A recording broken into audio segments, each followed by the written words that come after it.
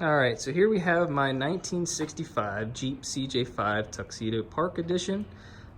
It is a fairly special Jeep. It was one of 1,945 made back in 1965 model year. Chrome bumpers, a couple little add-ons here. Had a column shift at the time. Just a special edition that Jeep was trying to put out. But we're gonna replace all the suspension, the shackles, the shocks. I did replace those not long ago, but we'll replace those all with a Rough Country 2.5-inch suspension lift. This is what you get in the kit. That is kit number 60030. You get 2 front leaf springs, or front leaf packs, 2 rear leaf packs with the shims already bolted in there for your drive out angle. Your bushings are already pressed into the leaf spring eyes. You'll get 4 shocks, and you'll get a U-bolt kit for the rear and a U-bolt kit to the front. Comes with all the mounting hardware. They are special to the front and the rear. In this video, I'll do my best to show you how it is and what it's like for a random guy in his garage to bolt this all on here, and we'll get right to it.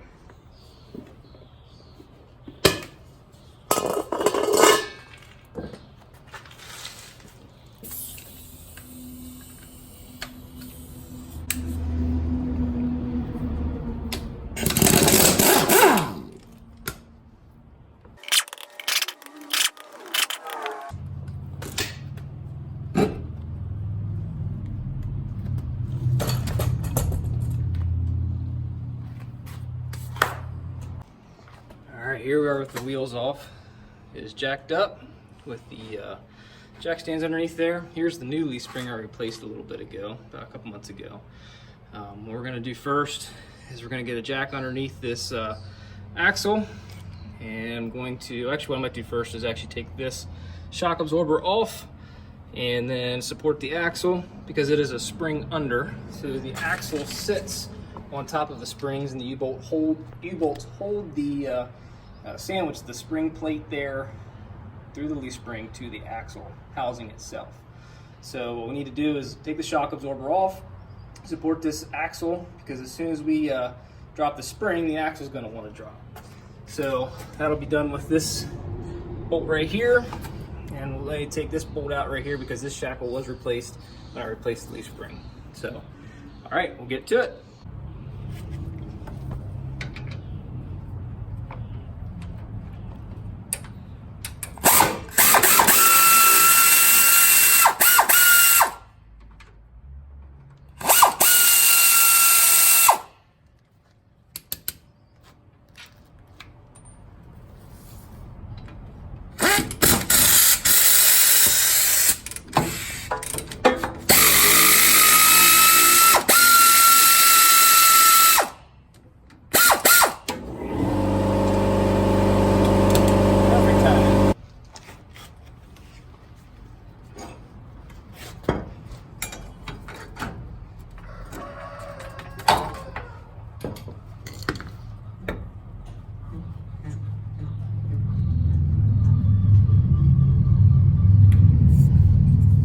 Shock done.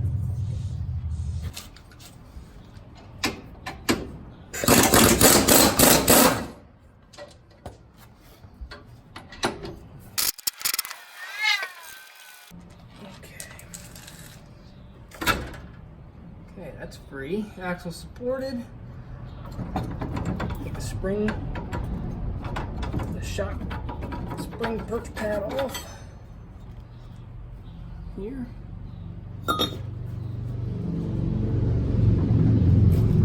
Bolts. Now right here.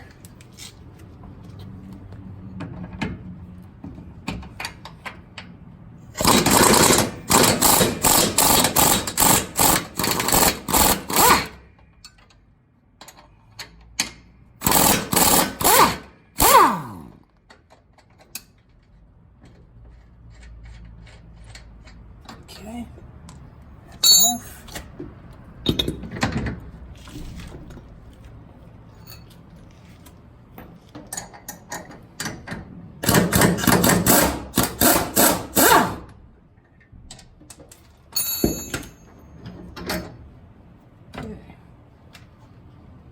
persuasion.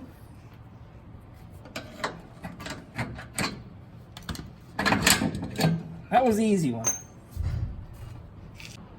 Okay, I thought I'd take a minute and show you the difference here between the two leaf springs. This here is a OEM replacement sized leaf spring, standard lift height, which is 0, standard ride height, I should say. But if you look, here is the rear comparable 2.5-inch lift, a little more arch, but definitely a lot heavier duty design, just a lot beefier. These are, what are they, 1, 2, 3, 4, 5, 6, 7, 8 pack versus 5 leaf. So probably ride a little stiffer, but hey, it's an old Jeep. It's what it's meant to be. All right, let's get this spring in. Gonna try to get this leaf spring put in place. I did get some new hardware throughout this video. You'll see I did get some new bolts here for the leaf springs through the eyes from Kaiser Willys. Shout out to them. Great company, great service. They are excellent. But if you look here at this leaf spring, if I can get in front of the camera here, you'll see a shim here, right here, this guy right here. That's going to be installed with the thick part towards the center of the vehicle. What this will actually do is take the axle and tip it up just slightly, as the engineers at Rough Country have designed it to. That will reduce the wear and tear on our U-joints and all the other axle driveline components. So, do here, slide this into place. And let's see here, get this bolt ready. One-man show.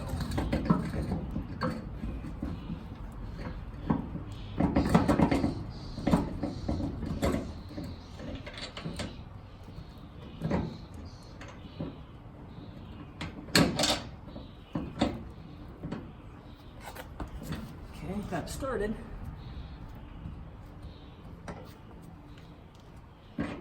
Okay, all the way through. Get this nut started. Let's get it started. Okay. Now, take this. This guy up here. Put him in. Thumb tight. All right, so I got this unbolted here, the impact there. But as you can see, there's a mount here. The old pivot eye bushing is here with the rubber around it. And right here at that line, get the focus, it needs to come out of there.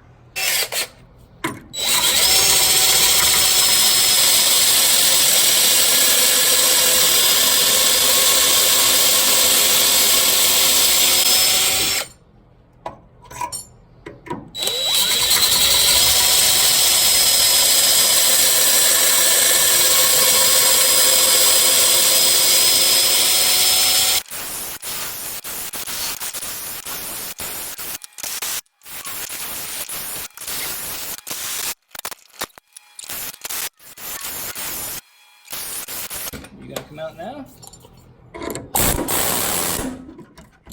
Almost. 1, 2. There it comes. All right. There's that part. Get that nasty stuff out of there.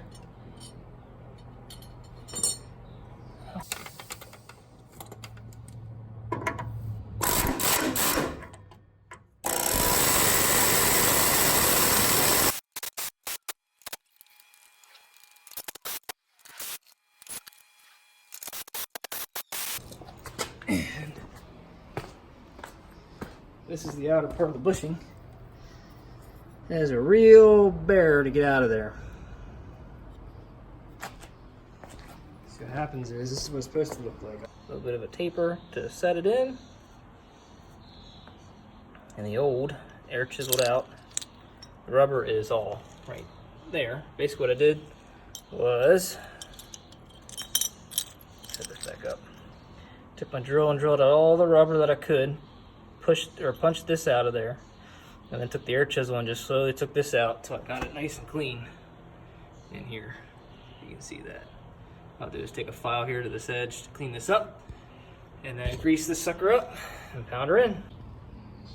Okay, whether this be right or wrong is what I'm gonna do. Everywhere I have a bolt going through a pivot eye bushing or a shackle or the frame mount through the bushings, take my hardware. I'm gonna take a little bit of grease here, and I'm just gonna put it on the actual bolt itself. Like I said, I don't know if this is really necessary. Some anti-seize on the threads as well, but hey, can't really hurt.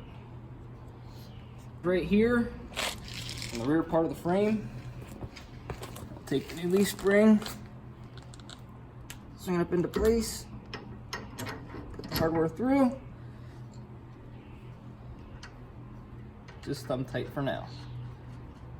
And we'll do that for all the hardware, the front as well, where it mounts to the frame. All right, so we got just thumb tight right now.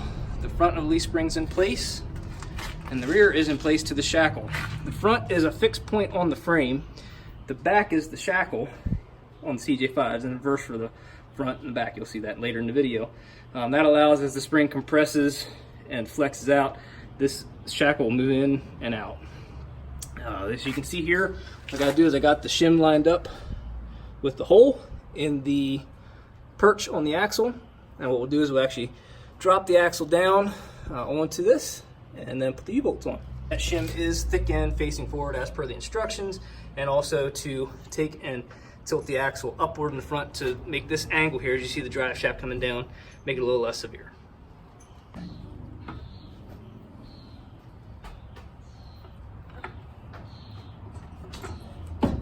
Okay, pop down in. U-bolts. All right, here's where I left off the other night. This is why. I'll show you. This kit seems well engineered and it seems to be very nice. However, the one thing that I did see wrong with this, I did contact Rough Country and they are making it correct and sending me new ones. But if you look at the length of these U-bolts, try to get in here, and when you go and you put that plate up there, if I can get that in there somewhat, I can't get it up on there. Okay. Anyway, the U-bolts are too short that came with this kit. Rough Country sending me new ones, but just kind of a little bit of a setback, which kind of stinks. They get the new shackles on, shackle mounts, new spring eye bushings. Did put some grease on those bolts as I put them in there, front and rear. So for now, I'm going to abandon the rear and try to work on the front so we get the new longer U-bolts.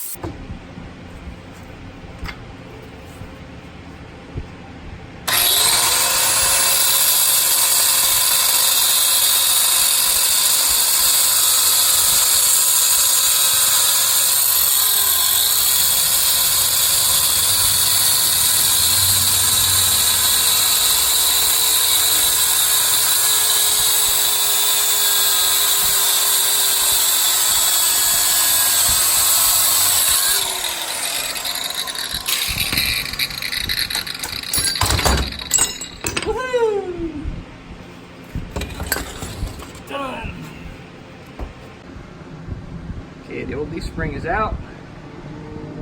Axle supported by the jack. And I got to get that old shackle and pivot eye bushing out of there. The fun part. That was the easy part right there. Now for the fun part.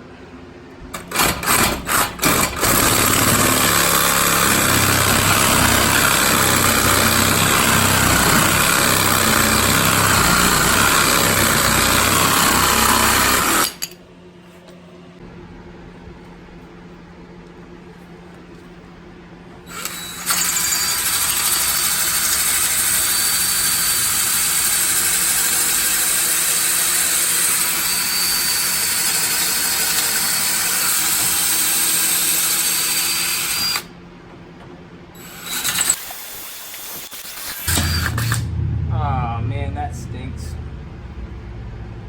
Got that on camera.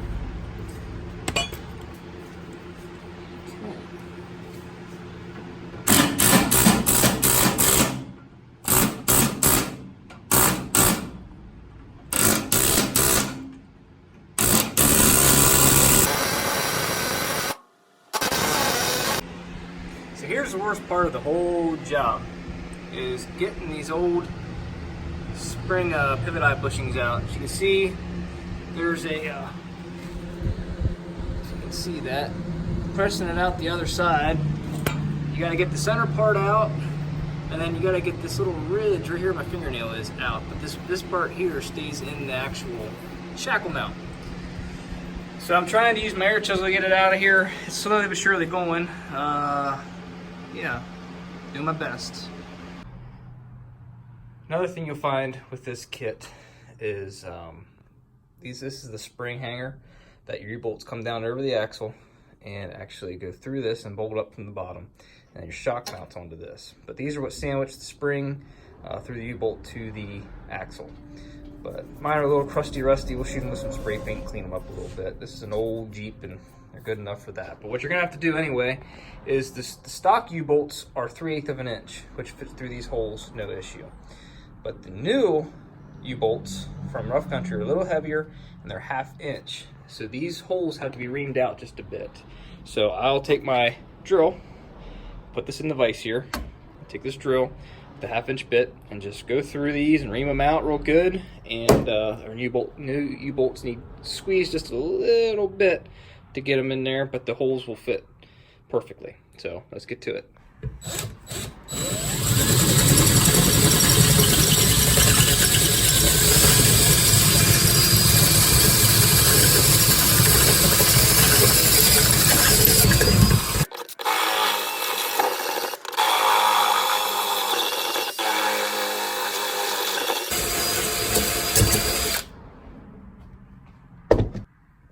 Now, as you can see, they are drilled out to 1/2 inch and actually reamed out maybe just a hair larger so they fit in a little easier. Now, I'm sure that would be a lot easier with an actual drill press and a clamp, but as you can see, with a regular hand drill and a bench vise, it was pretty simple. I'll probably have to do these for all four, I'm sure, just because they are larger U-bolts, which is good. They're heavier and a little better quality than the OEM, but that's not to say they're OEM are bad. The OEM seem to last for, 60 years. So anyway, let's get this back over the Jeep and get it put on. It's in, but it is not torqued down yet or tightened. They are two different part numbers. You are going to want 20196 for the front and 20176 for the rear. But this side is just about done. Got the new hardware in the back greased up, U-bolts installed. Those are torqued down. I'm going to tighten down the shock, and then we pressed in new pivot eye bushings and new shackles, and I'm going to torque them down as well. So here it is lowered down. As you can see, it's going to sit a good bit higher. Now hopefully those springs settle just a little bit. Everything torqued down. Got everything back on the ground, torqued down. My shackles are inverted just a little bit, but I think after a little while I'll settle down and push them out. The shocks are on, spring packs are on, everything's torqued down to spec. I waited till everything was down on the ground to torque it down. That way all the bushings are where they're supposed to be as far as the shocks and everything go. But right now I'm still waiting on the rear U-bolts. I have my old ones there just kind of holding the axle tacked in place for now. But as you can see, the Jeep. That's the finished ride height on the front with 30-inch tires. It's going to look really good. Very excited.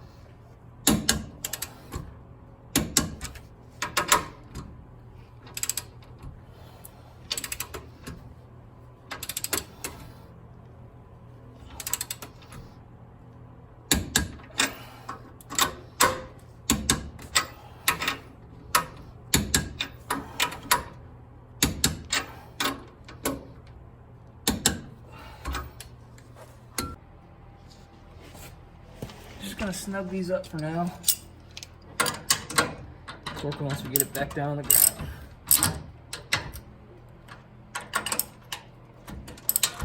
Actually got them pretty good.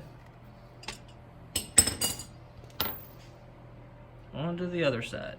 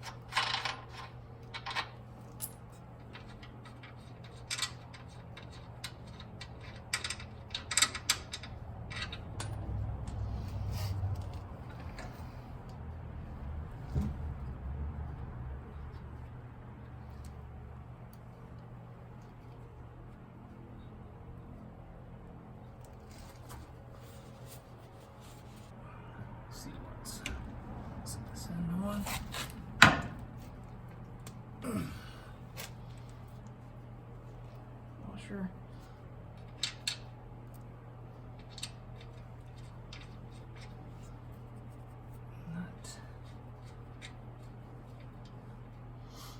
Okay. See how quick I am.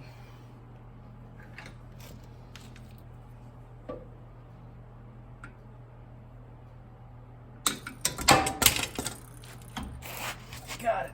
Ha ha. Got it. Get this off.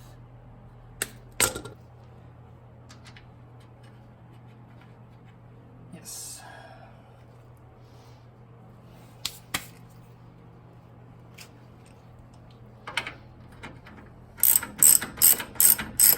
Be snugged up so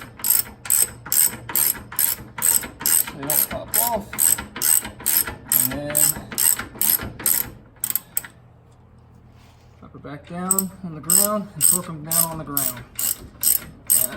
I've always been taught that where these bushings are, they should be in full compression sitting on the ground before you actually torque these down, or the rubber bushings can bind up a little bit. Right or wrong, I'm not sure, but that's how I'm going to handle it. So let's drop her down.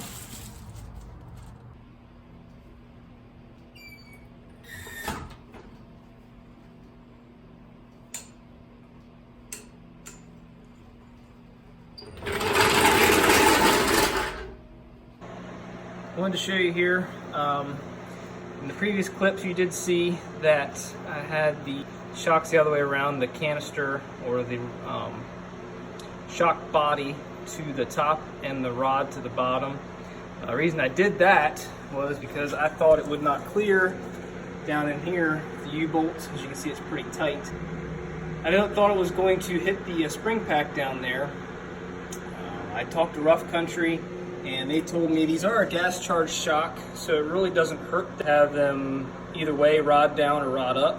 However, they do recommend these to be rod up instead of rod down. So what I did is put a little spacer down here to space it away from the perch a little bit, and to get it away from the spring packs.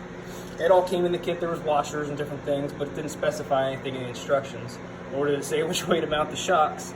But after talking to Rough Country, I decided to flip them, get this one bolted in here quick, and all I did was pull them back off, use some WD-40 on these rubber bushings, and they slide on and off pretty easy. But let's go ahead and tighten them down. It's nice and snug. They call for 40 foot-pounds. I read that you just go till they start to mushroom out a little bit, but I was torquing them to 40 foot-pounds with the washers, and it was holding out pretty well. Here it is, sitting all four on the ground. All in all, this kit actually was fairly easy to install. The worst part was getting the old, rusty, and just really old 50-some-year-old hardware off was the worst part. But this is again a Rough Country 2.5-inch lift. It's sitting on 30 by 950-15 BF Goodrich mud terrain KM3s. You can see there is a good bit of height difference here, but as you can see, yeah, it looks a lot different. Get it in the picture here. It looks a lot different, a lot bigger. Very happy with the quality of the lift. You can see the rear shocks are on. Everything is torqued down to spec. I'm sure it'll settle a little bit. These springs are all in place and torqued down all the way around. And as I said before, I did actually flip these shocks around in the front after talking to Rough Country, and I realized it wouldn't hurt anything to run it the other way around, but I'd like to follow what they recommend. I said all you got to do is take some of the washers in the kit and space that out a little bit on the bottom perch down here, right here, to get it away from the spring pack U-bolts, because there's really not a lot of room. It's really dark in here, but it's not a lot of room on the other side of this shock to that U-bolt. All in all, I'm very happy with the kit. So once morning comes around, we'll try to get out there and get some video of it out in the driveway. I did not get any video of the finished product, but I do have some pictures here to share with you of what it looks like out in the sun the very next day. I hope you enjoyed this video of this 1965 Jeep CJ5 with a Rough Country 2.5-inch suspension lift on 30-inch BF Goodrich mud terrain KM3s. Please like and subscribe.